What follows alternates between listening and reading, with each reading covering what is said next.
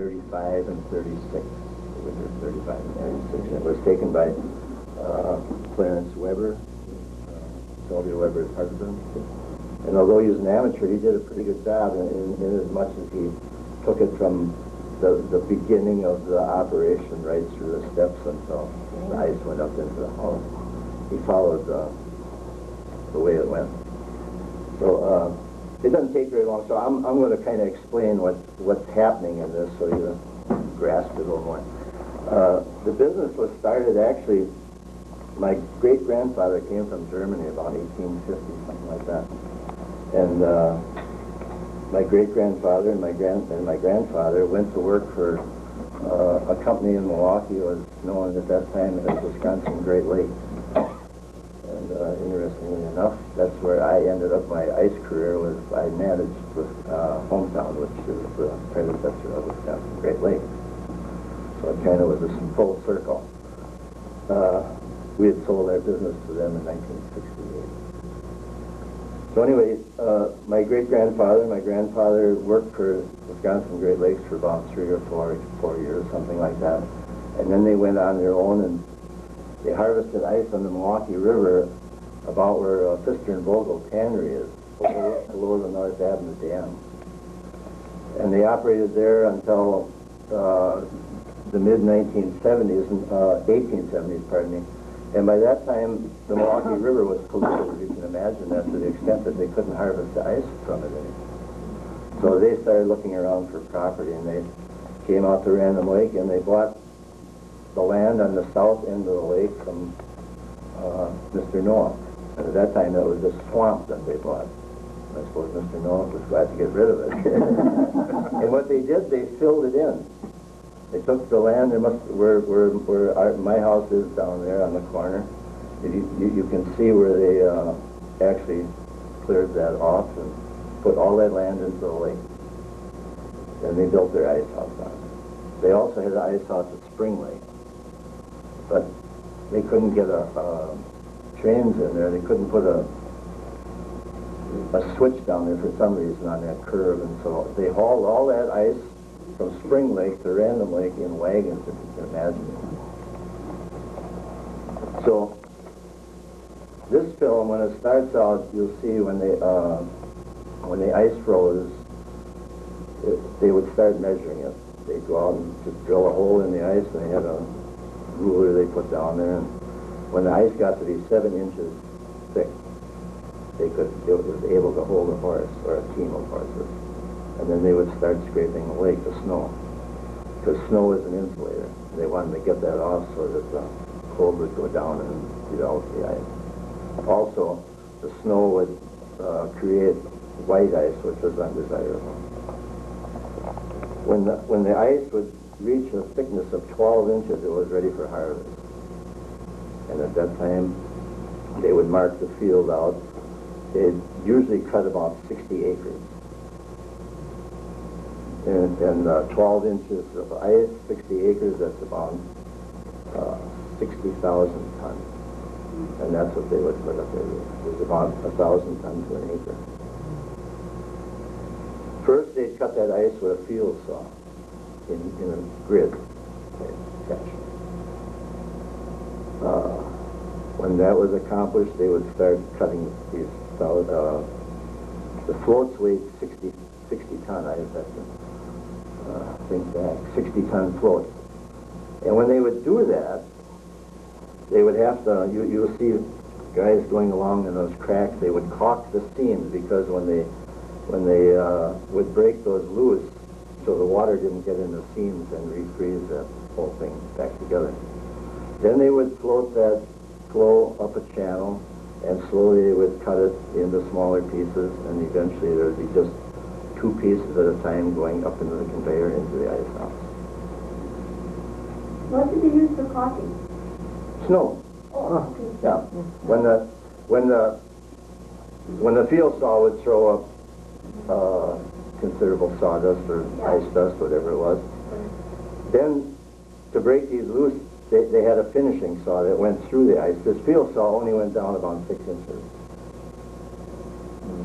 And they'd use a field saw and they'd cut it completely through. And once they cut it completely through, then the water would come up.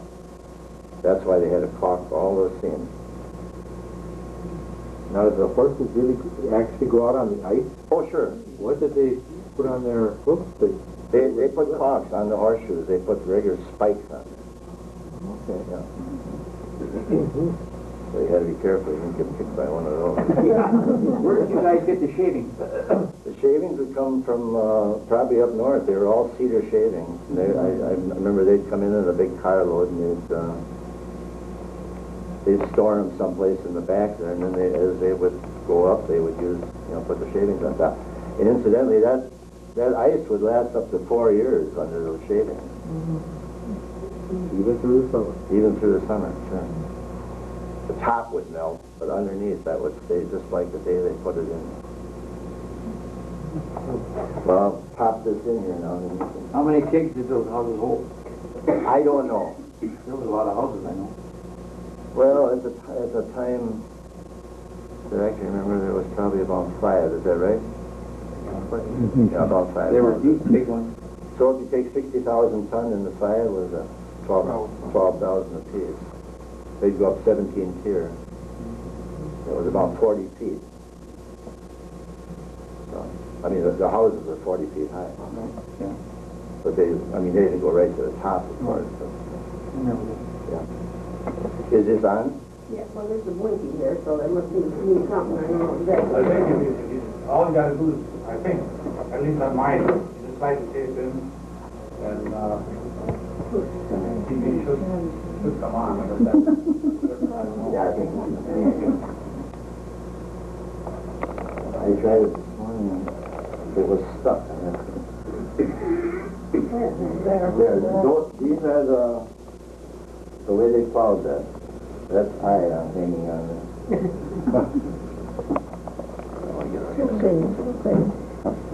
Do you see? On your way? And they would plow that. This is a field saw that I told you about. That would cut down about 6 inches.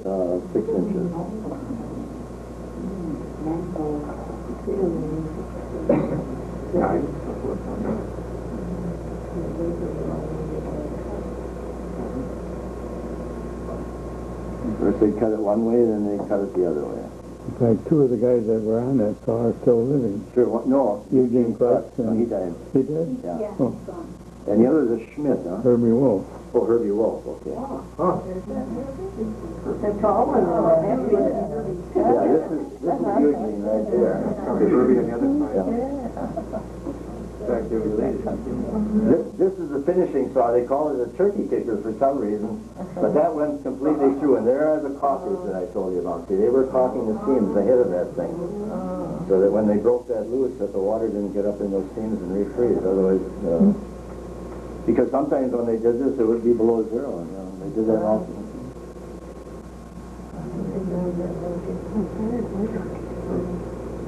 There's the old high school. You see the hill in back? That was the old high school. There's not much there, even.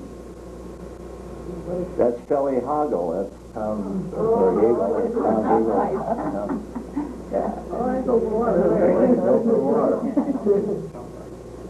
Yeah, that's one of the floors. That they're standing on? Yeah. There's only one guy standing on That's Jack Gessner. So do you remember him? What size, feet-wise, what size do you know offhand? Well, no, I don't. Okay. But there was about 60 ton right there.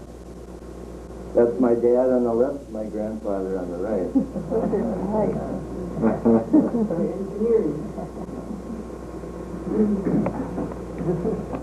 He didn't shave for the... You don't want to get windburn. Right.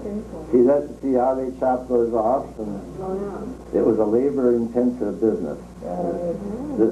This whole thing was run by a 10-horsepower steam engine, the conveyance system. The rest of it was all manpower. Did anyone ever fall in while they were doing this? Oh, yeah, I suppose. And all the time, though, there was only one fellow that drowned it. So. I was going to ask if anybody drowned. Yeah. Local there? Not even horse? Yeah, actually, he lived across the lake, and he was going home, and he fell in, and nobody knew he was there. And they just left him in there till spring. Well, for sure. He did lose a few horses once, I know my father. Yeah. That was John Huff. That was my father's partner. This is a view from the top. They'd employ about 140 men would do this. And in 1943, when they made the last ice, I think they did it with about 45 men, so you can imagine how hard they had to work. But then they only put up 48,000 tons that year. With still the same equipment, or are they With modern? the same equipment. That's Al Klutz. He was a foreman. Pearl Niece's father. Whose horses did they use? They had two of their own, but most of them they would rent. And they'd stay in the barn over, that was where the pumping station is. There they're lowering the gallery. That gallery was suspended by cables. If you look at these pictures on the older ones, this was an improvement over the old gallery was just stationary.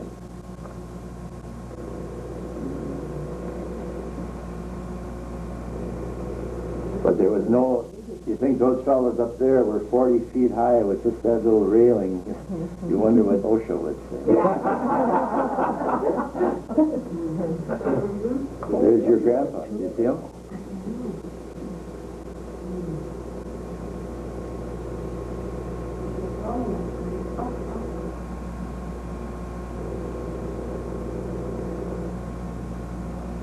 He was just starting a new house. That's Sylvia sitting on the ice. You can see how thick that ice is. That's more than 12 inches, but in 1936 it was so cold it got away on them. And you'll see Well, there comes the spring. yeah, they had to get that rotary plow in and There's a train with it. Oh, look at there's Doc Kloop with his first snowmobile.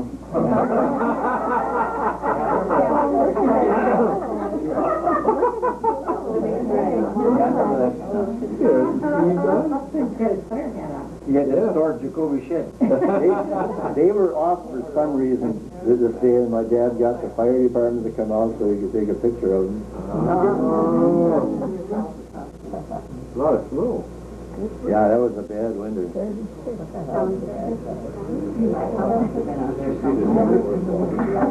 Yeah, a lot of this, I should cut some of this off. Now here it shows later, you see that ice was so, it was almost like cubes. They could hardly control it. So this then had to be cut down before they... Oh yeah, right here they did that. Okay. Of course, they shaved them anyway because don't forget they had horses on the ice, so they had to clean that. They had to make sure. Now, what would the federal government say about that? We used to make lemonade. That's my mother. You used to get a chunk of ice for a dime.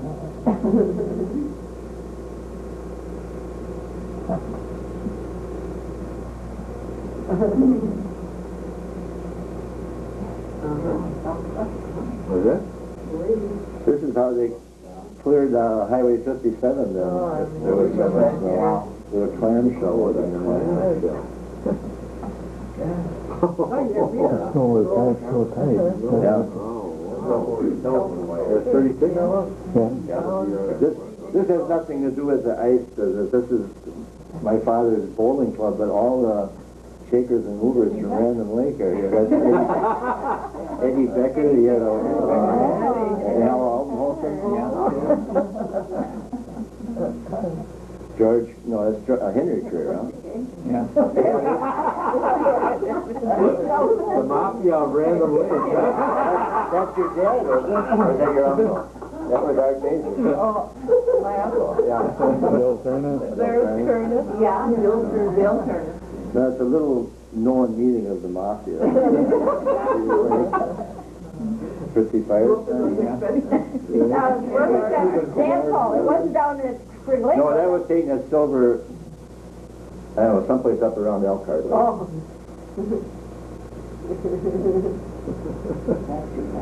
This is our house today. They all stayed there. That was all the foreman, and that was kind of their office.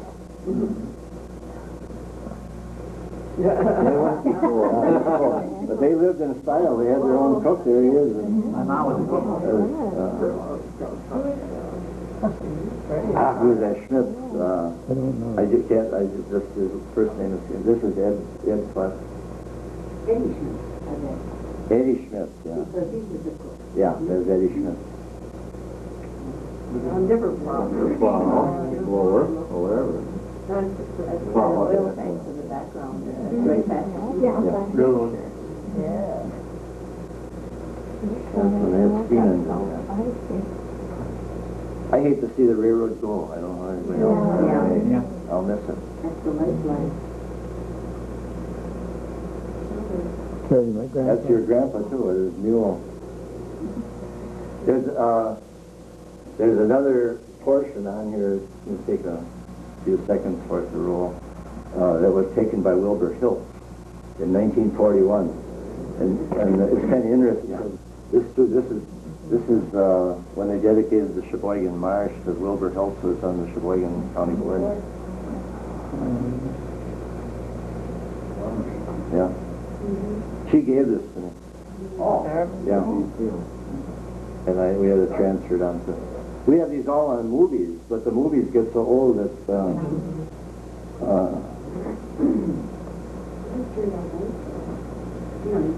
they don't work anymore. They shrink and they crack. That's Wilbur's house. Yeah.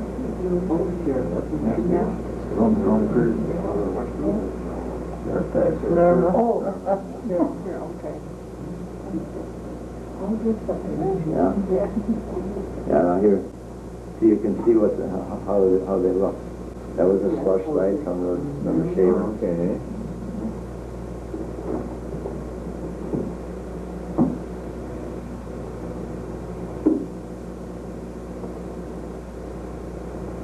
The same saw.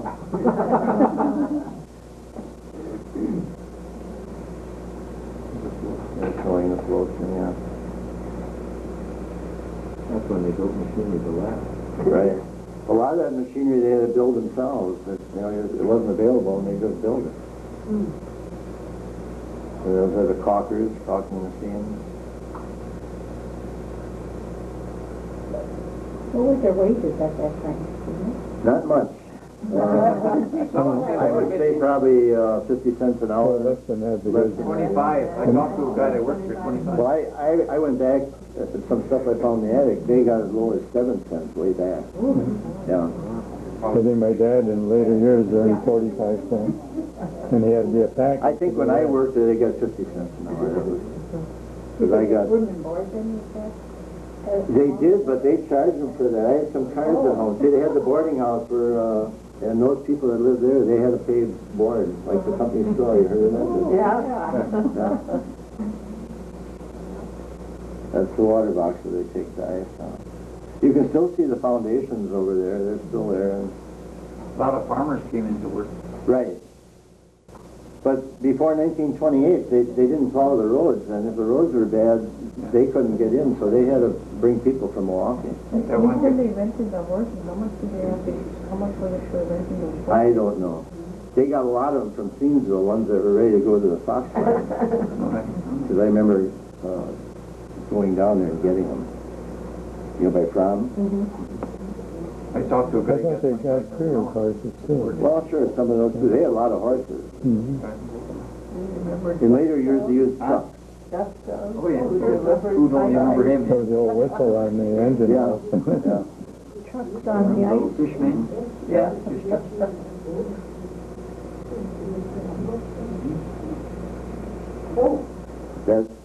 Those ropes there, that slush slide was run with a rope transmission system. You know, instead of a We used to slide belt, down they used that. a rope. We used to slide down that thing when the ice company was done making. We used to Right. get these big Coca-Cola tins and roll them up. That would last till May.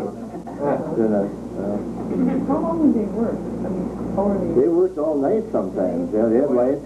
Yeah. So that's the ice making, and that they had a lot of serious injuries that I know Did you rewind that now or not? of. No, I'll take it home.